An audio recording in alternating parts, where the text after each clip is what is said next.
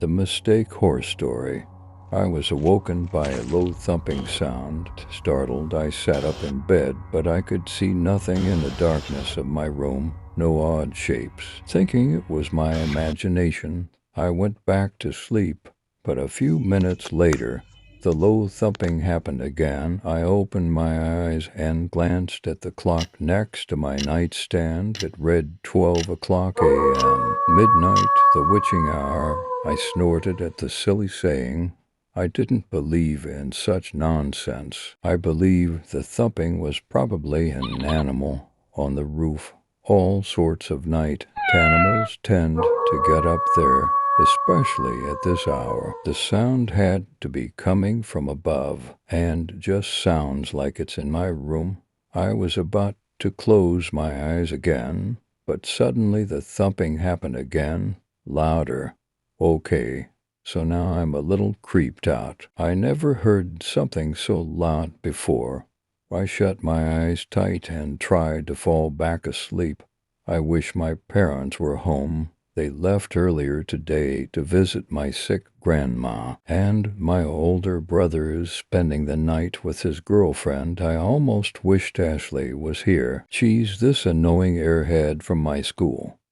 Can't stand her snobby attitude, and it sucked she lived next door. At the moment, though, I started wishing even she was here with me. Thump. Oh God. I pulled the covers over my head and tried to ignore the sound. It has to be my imagination. Yep, just imagining it. I shouldn't have read so many creepypasta stories before falling asleep. Creepy stories from the site always give me nightmares. An hour passed. No more thumping. Good. Starting to feel sleepy again. As I start to doze off, I hear the whisper, I have come for you. My eyes shot open. I will feast on your soft flesh. I started to cry. That voice was real. There was something in the room with me. I will enjoy the sounds of your screams while I slowly peel off your skin. I didn't want to look, but I felt like I had to. My eyes tried to locate the smooth, deep voice, the voice that was threatening horrid things. I quickly spotted it. He was at the foot of my bed. Even in the darkness, I could see how tall he was, and very pale. His large black eyes glared down at me with such intense hatred. Why was he angry at me?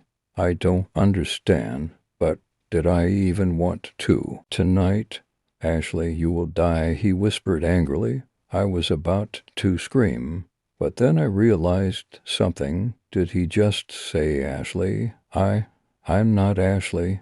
I managed to shout at the pale man. You're not? Asked the pale man with a puzzled expression. No, my name's Erica. Ashley lives in the house next door, I explained nervously. The pale man stared at me for a moment, and then he pulled out a piece of paper from a pocket and studied it. With a look of annoyance, he stuffed the paper back in his pocket and smiled at me. Oh God, his smile. His mouth was too wide, and his teeth were sharp. Maybe even razor sharp. My deepest apologies. I was given the wrong information. Sorry to have disturbed your rest, he said politely, and then I watched, stunned, as he crawled out my bedroom window.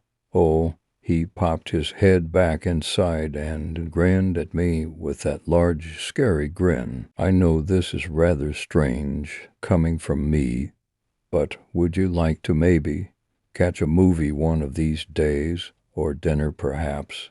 I'm kind of already seeing someone, I said. Oh, pity. Well, have a good night, he said as his head popped back out. I stood frozen for a bit. I couldn't believe what just happened. Nobody would believe me.